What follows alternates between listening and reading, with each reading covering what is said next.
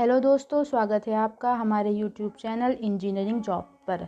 दोस्तों, जैसे कि आप जानते हैं कि हम आपके साथ इस चैनल पर इंजीनियरिंग से संबंधित सभी वैकेंसी के बारे में जानकारी लेकर आते रहते हैं। जी हाँ दोस्तों, आज हम फिर से हाजिर हैं आपके साथ सीआरपीएफ रिक्रूटमेंट 2021 से संबंधित पोस्ट के बारे में जानकारी लेकर। दोस्तों, अगर आपने अभी तक हमारा YouTube channel engineering job subscribe नहीं किया है तो दोस्तों सब्सक्राइब कर दें और इसके साथ साथ बेल नोटिफिकेशन भी ज़रूर दबा दें, ताकि आगे जो भी इंजीनियरिंग रिक्रूटमेंट से संबंधित जानकारी हमें मिलेगी वो हम आसानी से आप तक पहुंचा सकें और आप नोटिफिकेशन के माध्यम से उसका लाभ ले सकें। और दोस्तों, यदि आप इच्छुक हैं आवेदन करने हेतु, आवेदन करके जॉब पाएँ। दोस्तों, अगर हमारी जानकारी आपके लिए फ़ायदेमंद पहुंचती है तो हम इसके बहुत शुक्रगुजार हैं। चलिए दोस्तों, बात करते हैं अब सीआरपीएफ रिक्रूटमेंट 2021 से संबंधित जानकारी के बारे में। इस वीडियो में हम आपके साथ सीआरपीएफ रिक्रूटमेंट 2021 से संबंधित सभी जानकारी, जैसे notification, age limit, exam date for paper, exam date for application आदि के बारे में। दोस्तों, हमारा आपसे अनुरोध है कि हमारी इस वीडियो को आखिर तक देखें। तो चलिए दोस्तों, शुरू करते हैं। मिनिस्ट्री ऑफ होम अफेयर्स के माध्यम से सिविल और इंजीनियर्स हेतु असिस्टेंट कमांडेंट हेतु कुछ भर्तियां निकली हैं, जिसमें दोस्तों उन्होंने कुछ स्केल्स रखे हैं तथा कुछ वैकेंसी निकाली है। तो चलिए दोस्तों, पहले बात करते हैं कि किस किस के लिए कितनी कितनी पोस्ट निकाली गई हैं। जी हाँ दोस्तों, ये वैकेंसी सिर्फ एक ही पद असिस्टेंट कमांडेंट के लिए निकाली गई हैं, जिसके अंदर यूआर हेतु 13 वैकेंसी, ईडब्ल्यूएस हेतु 2 वैकेंसी, ओबीसी हेतु 6 वैकेंसी, एससी हेतु 3 वैकेंसी, एसटी हेतु 1 वैकेंसी। जी हाँ दोस्तों, इस प्रकार टोटल वैकेंसी 25 निकाली गई हैं। इन 25 पदों पर भर्तियां की जाएंगी। अब दोस्तों, बात करते हैं कि यदि आपका इस वैकेंसी हेतु सिलेक्शन हो जाता है तो आपको कितना पे, आपका जो सैलरी पे होगा स्केल, वो कितना होगा। जी हाँ दोस्तों, इन योजना के माध्यम से जो आपको भर्ती मिलेगी उसके माध्यम से आपको 56,100 से लेकर 17,7500 तक का सैलरी मिलेगी। जी हाँ दोस्तों, तकरीबन 56,000 से 60,000 से लेकर आप 1 से 1.5 लाख के बीच तक इसके माध्यम से सैलरी प्राप्त कर सकते हैं। अब इसके लिए आपकी क्वालिफ़िकेशंस क्या क्या होनी चाहिए। जी हाँ दोस्तों, इसमें आपकी बैचलर डिग्री होनी चाहिए सिविल इंजीनियरिंग से। आपकी, अगर आप इस वैकेंसी के लिए आवेदन करना चाहते हैं तब आपकी minimum educational qualification bachelor degree in civil engineering from a recognised university से होनी ही चाहिए। और दोस्तों, आपकी एज 35 साल तक होनी चाहिए, 35 साल से ज़्यादा नहीं होनी चाहिए।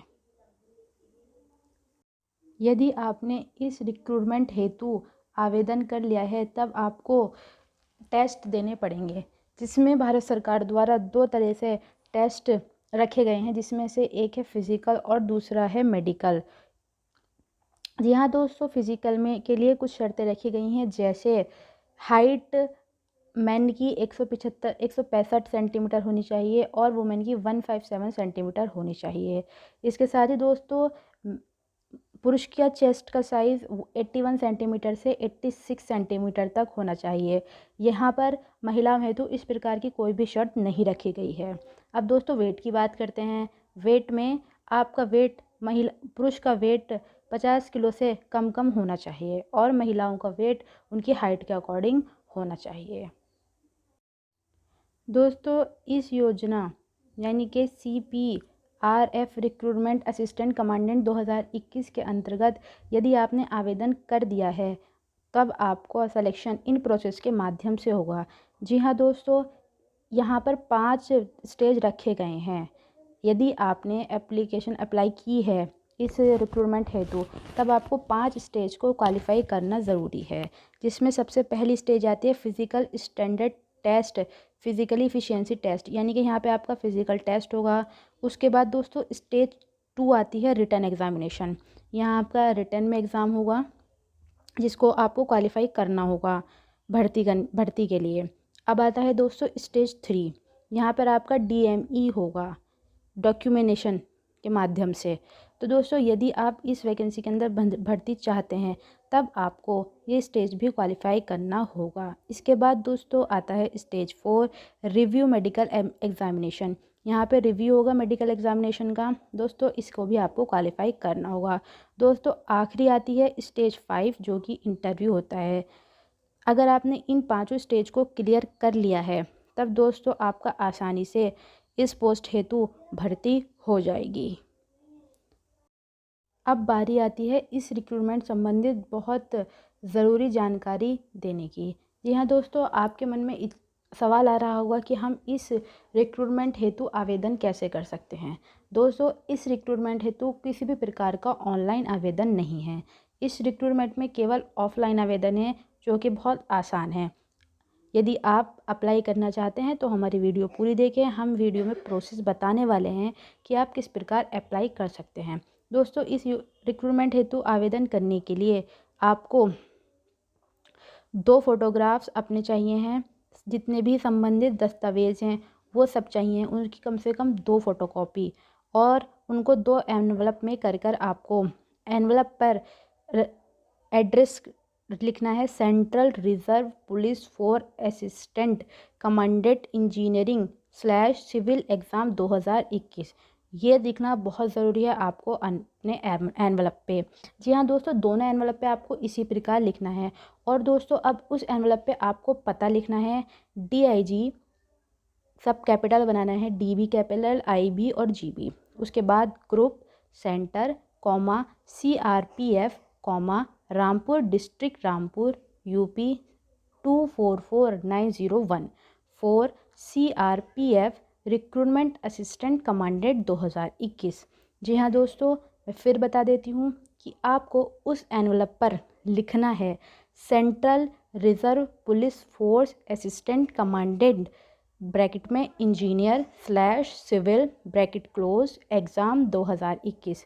और इसके साथ साथ आपको एड्रेस लिखना है DIG, DB capital, IB capital और GB कैपिटल। उसके बाद group, centre, CRPF 3 CB capital, RB capital, PB capital और FB कैपिटल। इसके बाद Rampur district, Rampur UP 244901 for CRPF recruitment assistant commandant 2021। जी हाँ दोस्तों, ये पता लिखकर आपको अपने पोस्ट ऑफिस में जमा कर देना है। इस प्रकार दोस्तों आपका ऑफलाइन आसानी से इस रिक्रूटमेंट हेतु आवेदन हो जाएगा। दोस्तों यदि आप इस रिक्रूटमेंट संबंधित आवेदन करना चाहते हैं तब हम आपको इस CRPF रिक्रूटमेंट 2021 से संबंधित ज़रूरी तिथियां बता दें। जी हाँ दोस्तों, इस रिक्रूटमेंट हेतु एप्लीकेशन आवेदन करने की तिथि शुरू होगी 30/6/2021 यानी कि 30 जून 2021 से, और दोस्तों ख़त्म हो जाएगी 29 जुलाई 2021 तक।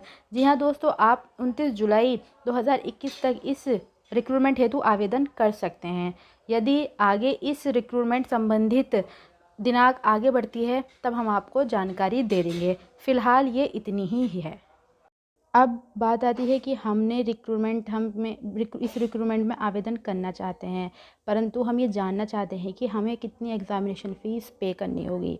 जी हाँ दोस्तों, इस रिक्रूटमेंट में बहुत अच्छी बात है कि भारत सरकार द्वारा इस रिक्रूटमेंट में आवेदन हेतु महिलाओं से किसी भी प्रकार की फ़ीस अदा नहीं की जाएगी।